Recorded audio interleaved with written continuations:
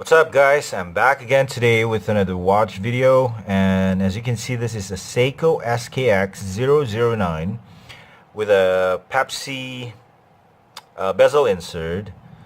In this video I'd like to share a bit of my experience upgrading the bezel insert. Okay, as you can see this is the stock look, the factory look, the factory bezel insert. In this video I would like to show you guys before and after I change it to this ceramic bezel insert. I got it from dlwwatches.com. On my previous video I showed you guys the end result of the mod I did to this Sumo. Okay, now I changed the, as you can, if you watched my previous video, I changed the glass from the factory mineral, Hardlex mineral to the sapphire. Now this one, on this SKX, I've already previously changed the glass to a sapphire, which I acquired not from DLW Watches but from crystaltimes.net. I think that's the website. Now I have already taken off the bezel, as you can see. All right, so that's why I didn't bother touching the watch earlier. Now this is the, as you can see, this watch right here has a blue AR coating on the sapphire. This is a sapphire. This is not the stock. That's not the stock glass. This one I got it from Crystal Times, not from DLW. And as you can see, the blue AR coating. Now this glass is double dome, which means this is the convex, I think. Yes, the convex angle of the glass actually works from both sides, so which is the top and the bottom part of it. That's why it's called double dome. If it's just dome, that means the bottom part of it is flat and the top part is domed, or well, not convex. Yeah. All right, so that's how the SKX look without the bezel. As you can see, there's this ring right here. Now that ring sits on two holes. Okay, one on this side and the other one on this side. Now that, as you can see, there is a, I don't know what you call this. So this metal thing actually bent upward on this side and this side as well, which that's actually it's making all the clicking for the bezel when you turn it. Okay, so that means a watchmaker can tune the bezel to make it tighter and stronger, if I'm not mistaken, by bending that bar, that metal thing, which easier said than done.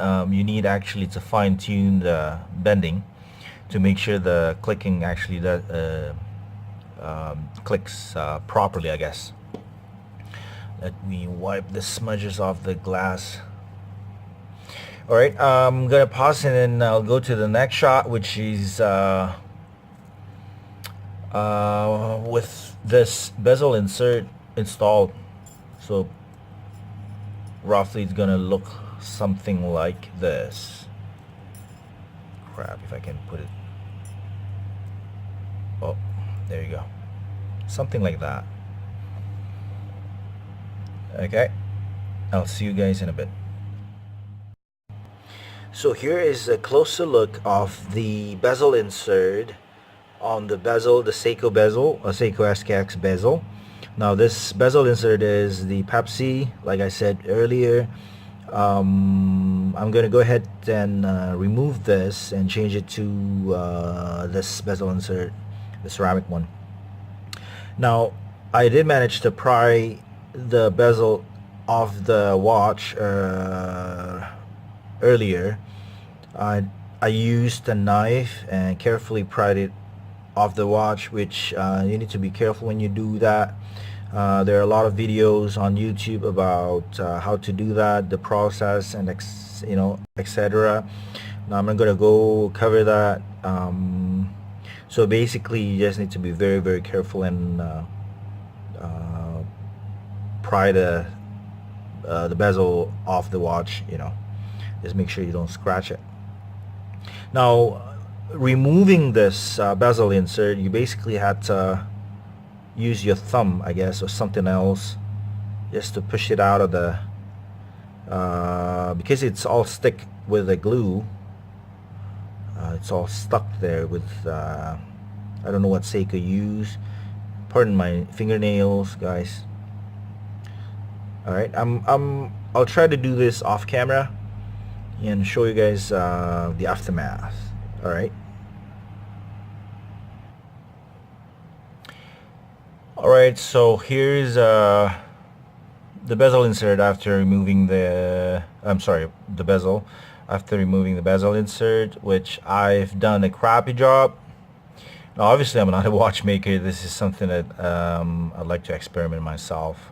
Now I did this on a SKX because it's a relatively affordable watch, which I can definitely replace if I screw up.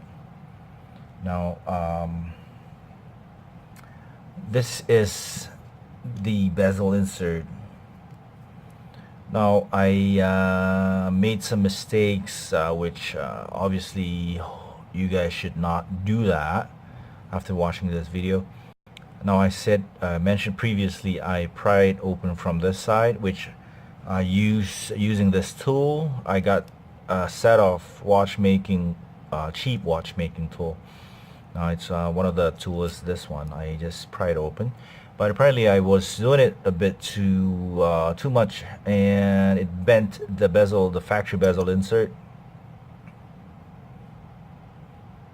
On that part, it's easily bent back to the original position, but apparently I managed to damage that insert, and it left the pip. Is that what you call the pip? It's still stuck on there, which I'm gonna try to remove.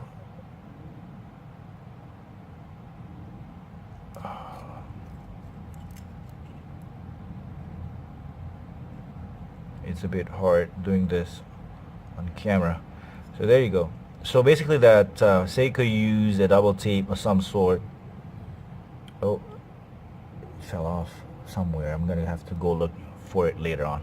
So anyways, I will try to just without removing all this adhesive, I will try to, which is not the greatest job obviously, but I can always go back to the watchmaker and have him fix my mess later if I need to.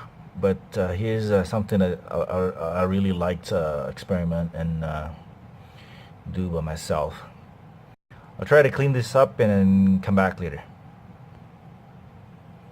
Alright guys, so I managed to clean it up a bit, clean the adhesive off the bezel, and did manage to put in the DLW watch's bezel insert, ceramic bezel insert. So it's actually quite easy. Now all I need to do right now, it's just to install this back into the watch, which I'm gonna have to do off camera as well. I'm gonna find something soft enough to put the watch back like this. I'm gonna have to press it down from the back case. Okay, so as you can see, it's bang on, hopefully. The pip sits perfectly at the 12 o'clock position. Okay, I'm gonna try to do that off camera as well, and I'll show you guys after it's all done. So there you go, guys. I have messed up big time. So I tried to put the bezel inside the watch and install it back. I was doing that on this towel like this and then press it down. Apparently I messed it up. Don't make the same mistake as I did, man. Look at this, because this is a ceramic bezel insert.